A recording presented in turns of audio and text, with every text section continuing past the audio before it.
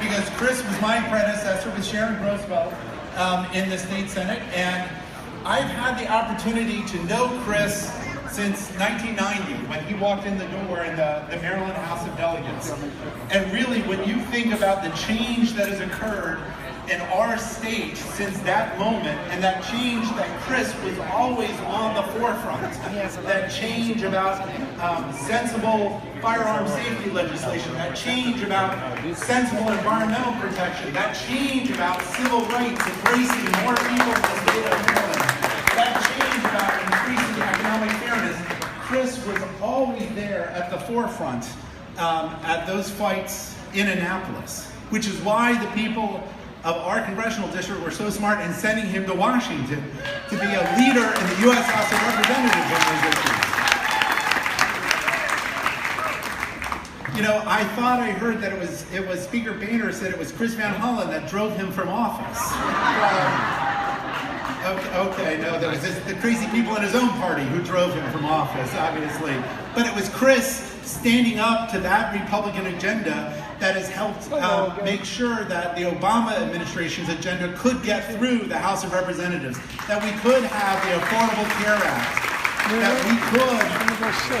that we could have sensible environmental legislation at the federal level. I mean, Chris has been someone who you can count on getting things done. And that is the Chris Van Hollen agenda, the Chris Van Hollen record in Annapolis, in Washington, its progress and its accomplishments. I am so proud to call Chris a friend, to call Chris a mentor, to call Chris a constituent, to call Chris my congressman, and I will be so proud on April 26th to call Chris Van Hollen our Democratic nominee for the United States Senate, and next November to call him the next senator from the great state of Maryland. Ladies and gentlemen, Chris Van Hollen.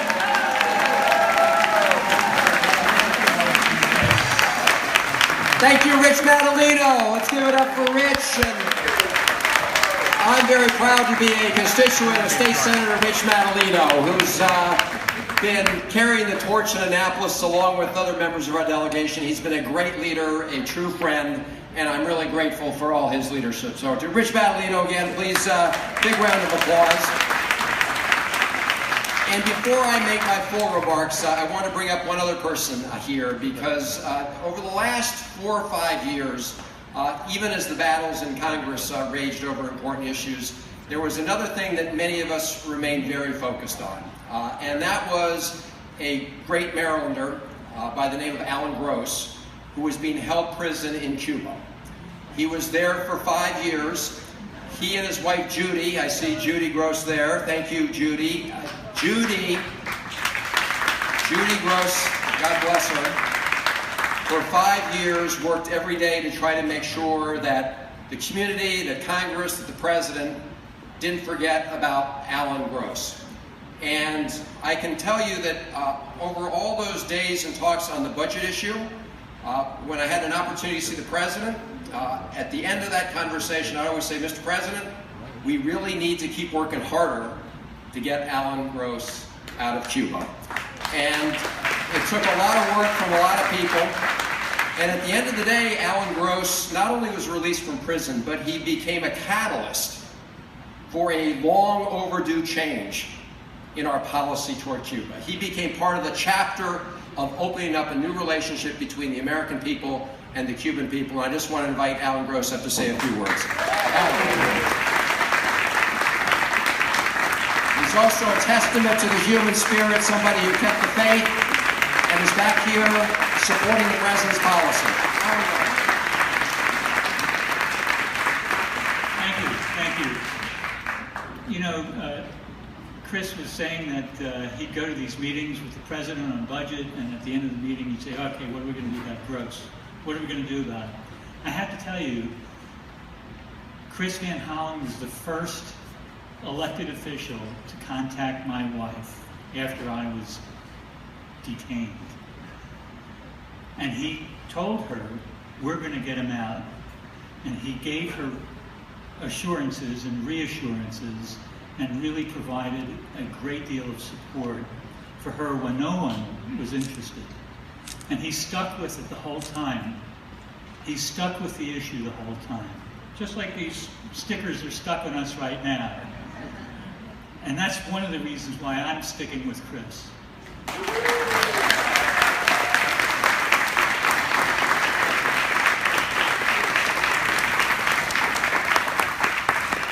I've told some of you this story before, but it's amazing that after 5 years in prison, you have the resilience of the human spirit to bounce back quickly. I had the honor of being asked by the president to accompany Judy Gross on the airplane down to Cuba when we went to pick up Alan.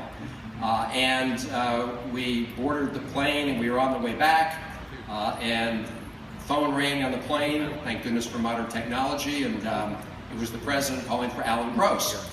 And the president thanked Alan for his faith in keeping the faith and making sure that the human spirit endured during that difficult time. And then the president said, I hope I'm not interrupting anything here. And Alan said, no, it's a great honor to get the call from you, Mr. President, but I was in the middle of my first corned beef sandwich in 5 years. So Alan, thank you for all that. And to all of you, I'm so grateful that you're all here. To members of the host committee who signed up early for this event and worked to reach others and bring them here, thank all of you. To each and every one of you, thank you very much. To all of you who are volunteering in our headquarters right now, and I know many of you are, and for those of you who aren't, we still have lots of opportunities if you have a little extra time to sign up and participate. And to all the others who've been so supportive. And I do want to acknowledge some of our terrific elected officials other than Rich Madaleno, who are here. State Senator Cheryl Kagan, a good friend. Where's Cheryl Kagan? She's just doing a great job for us in Annapolis on so many important issues. Thank you, Cheryl. Al Carr, Delegate Carr, I don't know if he is still here, but my delegate from Kensington, the 18th Congressional District. David Moon, I know was here earlier, I'm not sure, a great delegate from District 20. Thank you, David. Terrific member of the County Council, Mark Elrich. Where's Mark? Here's a person who has been very focused on a whole range of issues, including better transportation, public transit, and he's been a real consumer advocate as well. I know we have another terrific member of the County Council here who represents Silver Spring and other areas so well. Tom Hucker, where's Tom? Thank you,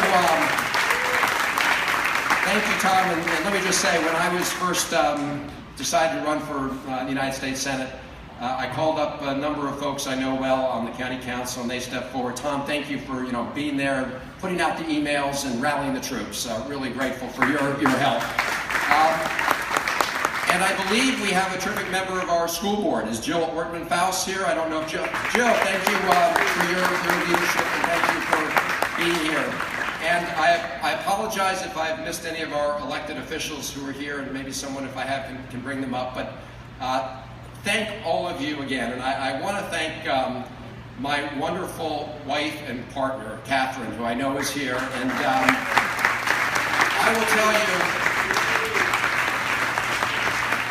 look, I served in the state legislature for a while. I've been around Maryland, but until you actually run for the United States Senate, you don't realize just how big our state is, from east to west and from the Washington area to the Baltimore area. And Catherine has just been a great partner in helping cover that area, as well as heading up a great organization called Women for Van Hollen.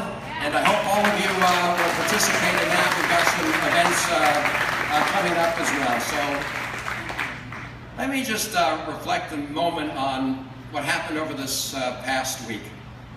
Because in the space of 2 days, we saw in some ways a call to what is the best in the human spirit and the best in politics. And I mean politics in the sense of people organizing to try and bring about positive change. I don't mean politics in terms of Democrats and Republicans. And then we saw, unfortunately, the result of what is these days the worst in politics. Now, the best in politics, of course, was brought here by an incredible message from the Pope. And Pope Francis is one who has brought a great humanitarian message. I'm not a Catholic, but he is the people's Pope. And I think the spirit in which he spoke to Congress was one of trying to call upon us to work for the common good. In fact, I'm not just guessing that, those were his words. He said, essentially, that the art of politics is trying to find a way to work together as a community to advance the common good, here in America and here around the world. And it's great to look around this room. I mean, we are still many months out from our Maryland primary. We're many, many months out from the November 2016 election. But it gives me great hope that we have people who are engaged right now in politics. Because I think all of us know that at its best, organizing and political movements and grassroots activism are the way we bring about positive change. And what the Pope, I think, called upon us to do is to try to find those ways to work together to move the country and the world forward, to address the issues of climate change, to address the issues of poverty, to address the issue of conflict in the world. And people are going to bring very different views to those issues. But our hope is that people of good faith will find ways to bridge their differences enough to move us forward. If not 100 yards at a time, at least 5 to 10 yards, and over time we will get the full distance. So that was the positive message that I think the Pope brought. Now, of course, the next day, Speaker Boehner resigned. And I have to say, I think Speaker Boehner is a good person. When I first went to Congress, I I asked to serve on the Education and Workforce Committee. And he was the chairman of the committee, and I got to know him a little bit. And I know that a lot of the policy changes that those of us in the room would like to see are things he supported. Maybe not quite the way we would envision them, but somewhat. Immigration reform is an example. I know that he believes that we need to move forward on immigration reform, on some of the education issues. So I do think that, you know, his heart was in the right place. But the reality is, his departure is bad news for the country, because what happened here was he has essentially been pushed out by the Tea Party wing of his caucus. These are about 40 members who don't see politics as the art of bringing people together and trying to find ways to move us forward. These are a group of people who want to achieve their goals by division. And they are all or nothing in their approach, meaning it's got to be 100% their way, or we're not going to make progress at all. And the threat of the government shutdown, again, is the perfect example. The threat of the government shutdown is a perfect example. I strongly will oppose and will make sure that we don't allow them to defund women's health programs and defund Planned Parenthood. Ain't gonna happen. And now, just the other day, they've cooked up another committee. I don't know if you saw it. They're gonna have another committee to investigate Planned Parenthood on top of the 4 that are already doing it. It's a waste of taxpayer money, and we're gonna have to fight them on that. But they're entitled to their views, but what they're not entitled to do is to try to impose their views on the country by threatening to shut down the entire government. And yet that's what they want to do. Just like 2 years ago, after we passed the Affordable Care Act, after the Supreme Court had upheld it the first time, they said, well, we don't like it. We don't like the way the democratic process worked here, so we're just going to shut down the government to try to get our way and defund the Affordable Care Act. And the bad news in the Speaker's retirement, I can understand why he's had enough of that, right? I mean, I can understand why he wants to be out of there. But what I really had hoped he would do was, instead of just leaving, challenge them to try to remake the Republican Party in a way that didn't allow the Tea Party to be the ascendant part of the Republican Party, but to be on the way out.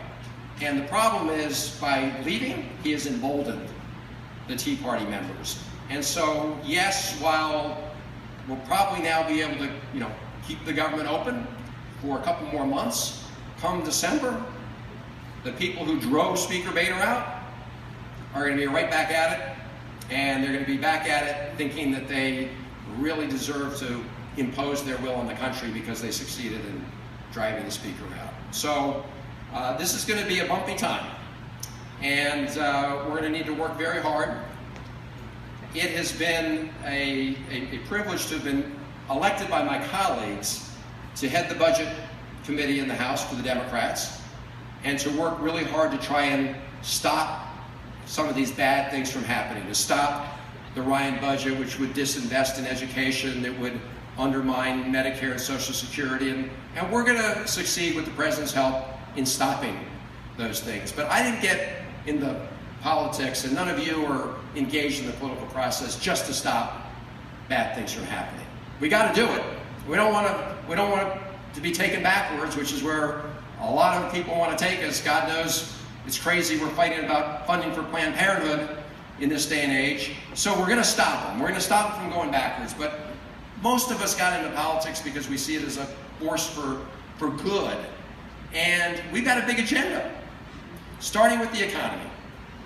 The reality is, and everyone in this room knows it, we do not have an economy that works for all Americans. In fact, we have an economy that works very well for some and isn't performing and delivering the results it needs to for everybody else. The reality is that over the last couple decades, people have been working harder than ever. American worker productivity has gone up, but their wages have been flat. Their benefits have been frozen. And so it's no wonder so many people feel like they're on a treadmill or falling behind. That is borne out by all the evidence. And so where has the benefit of that increased worker productivity gone? It's gone to people at the very top of the income scale. And, in our country, we want to have a system and an economy that makes sure that everybody is rewarded for the fruits of their labor. And so we got a lot of work to do in this area. I put forward an economic plan a while ago. I'm not going to go into the details, long before the Senate race started. But beyond increasing the minimum wage and beyond equal pay for equal work, we try to restructure the tax code in a way that rewards hard work. And so, for example, to corporations, we say you can't take a federal tax deduction for bonuses for your CEOs and executives if you're not increasing the pay of your workers. That is just common sense. Why should the taxpayer be subsidizing bonuses?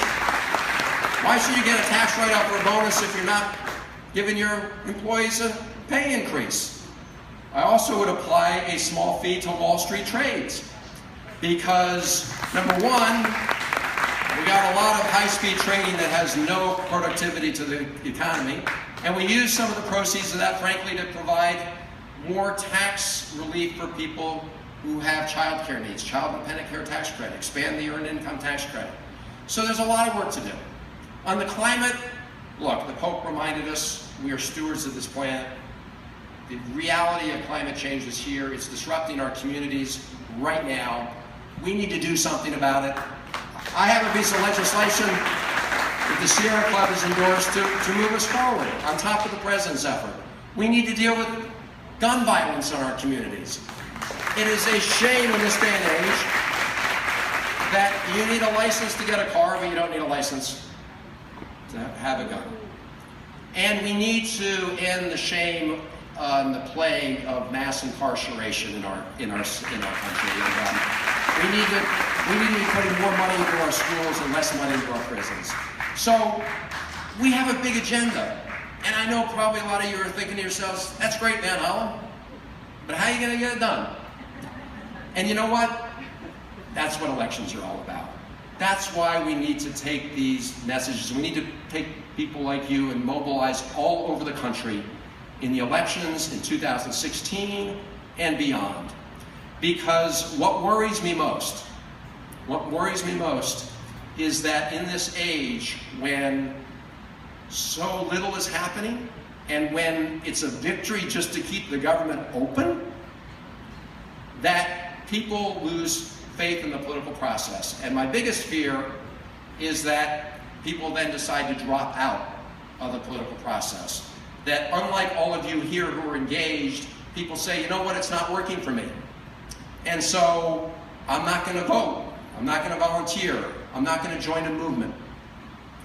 And if that happens and cynicism wins, then I do worry for the future of the country. But I don't think it will win. And I think that the public, the American people, want what the Pope called for, which is a politics of the common good. And it's up to all of us to make it happen. Because I will tell you, if we took the sort of view of defeatism, we wouldn't have made the progress we made in this country. We wouldn't have had the labor rights movement. We wouldn't have had the women's rights movement. We wouldn't have had the civil rights movement. We wouldn't have had the environmental movement. We wouldn't have elected President Barack Obama and passed the Affordable Care Act, which has resulted in 16 million more Americans having access to affordable health care. We passed the Wall Street Reform Bill, which, believe me, wasn't perfect, but it takes taxpayers off the hook for gambling on Wall Street. We were able to pass the Economic Recovery Bill. The President called upon the country to stop the economic freefall. We stopped it. We reversed it. Things have been on the rebound, more and more jobs. We need to make them better paying jobs, but we've seen a rebound. So just think of what would have happened if, when things weren't going great, when Newt Gingrich was Speaker, or when George Bush was President, people said, it's not working the way we want, so we're not going to participate as much. Well, we wouldn't have made the progress we have in this country. And what makes this country so great is our ability to renew ourselves and constantly move forward and change ourselves for the better. To try and keep that promise of equal justice and equal opportunity and equal rights that we've traveled such a long path to try to achieve, and where we have a long journey still ahead. And that's really what it's all about. And I am so thankful for the opportunity to have represented all of you in the United States Congress, and I'm so thankful for you helping to make sure that we win this Senate race, so that we can continue to work together to move our state and our country forward. Thank you all very much for being here. God bless you.